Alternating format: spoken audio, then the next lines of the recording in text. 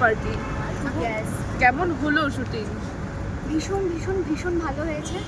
ভীষণ মানে দুর্দান্ত একটা অভিজ্ঞতা। আমার মনে হয় না সেটা আমি ভাষায় প্রকাশ করতে পারবো। এটা আমার প্রথম ছবি। প্রথম ছবি করতে কোথাও ভয় ছিল? একটা টেনশন মনের মধ্যে কাজ করছিল।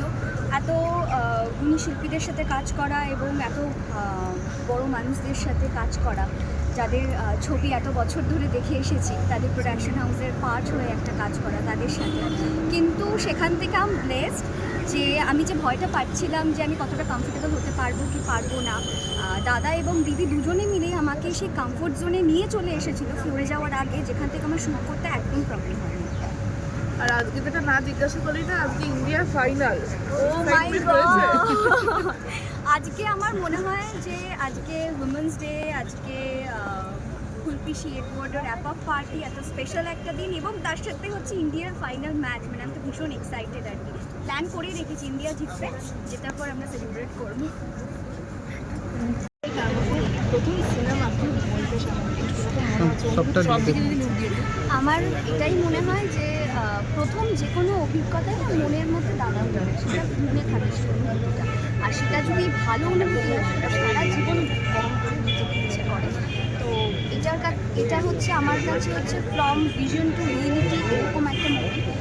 যাদের ছবি এত বছর ধরে দেখে এসেছি সহপরিবারের সাথে, এবার তাদের ছবির আমি একটা পার্ট, এবং সেই প্রোডাকশন হাউসের আমি একটা পার্ট।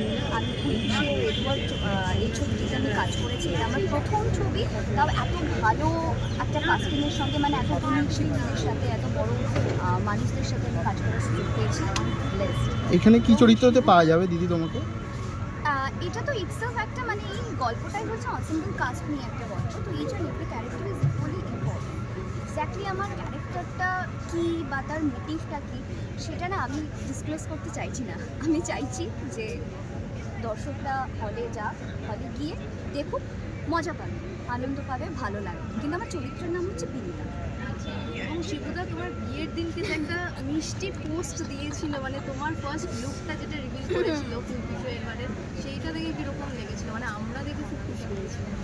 আমি তো লুকটা অনেক আগেই দেখেছি, যখন আমি শুটিংটা করেছি আর কি। তখনই জিনিয়াদি, শিবুদা, নন্দিতাদি তিনজন মিলে এবং সবাই মিলে বলেছে যে দেখ তোর বিয়ের সামনে, সবাই জানতো তোর বিয়ের সামনে, তার আগেই কিন্তু তোকে বিয়ের সাজ সাজিয়ে দিলাম, 15 দিন নিজেকে দেখে দিলাম, এরকমভাবেই কিন্তু সাজিয়ে দিলাম। যে না, এরকমভাবে আমি সাজবো না, কারণ এটা স্পেশাল থাক, আমি অন্যরকমভাবে সাজবো। আর বিয়ের দিন যখন দেখলাম যে শিবুদা ওটা পোস্ট করেছে এবং এত সুন্দর একটা লেখা, এত পার্সোনাল টাচ দিয়ে একটা লেখা লিখেছে, মানে দারুণ একটা অনুভূতি।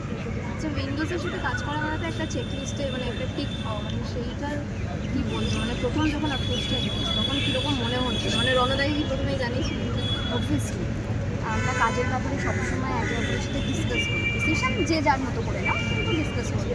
প্রথম যখন এই অপরচুনিটি আমার কাছে এলো, মানে আমার কাছে না বলা বা হ্যাঁ বলার থেকেও বড় ছিল যে এই মানুষগুলোর সাথে তো আমি এতদিন কে ভাবতাম যে এনাদেরকে আমি ছুটে পারবো কিনা, কিংবা এনাদের সাথে কাজ করাটাও আমার কাছে লাইক।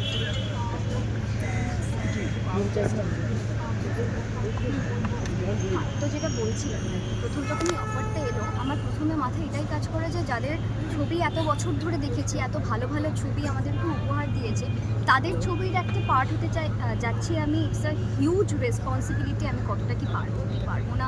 তারপর যখন কাস্টিং শুনি, সব সিনিয়র অভিনেত্রীরা আমার অপোজিটে কাজ করছেন, এবং ডিরেকশানে দাদা দিদি দুজনেই রয়েছেন আর কি, সেখান থেকে একটু নার্ভাসনেসটা কাজ করেছিল।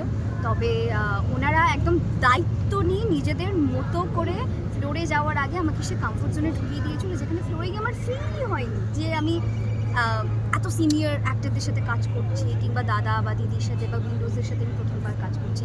উইন্ডোজ ইজ লাইক, আমার মনে হয় যে এমন একটা জায়গা যেখানে অভিনেত্রীরা, বিশেষ করে যারা নতুন, শুধু তাদের উপর এইটুকুই দায়িত্ব থাকে যে তুমি তোমার অভিনয়টুকু, তুমি তোমার কাজটুকু ঠিকভাবে করো, দ্যাটস ইট। তোমাকে আর কিচ্ছু নিয়ে মাথা ব্যথা করতে হবে না।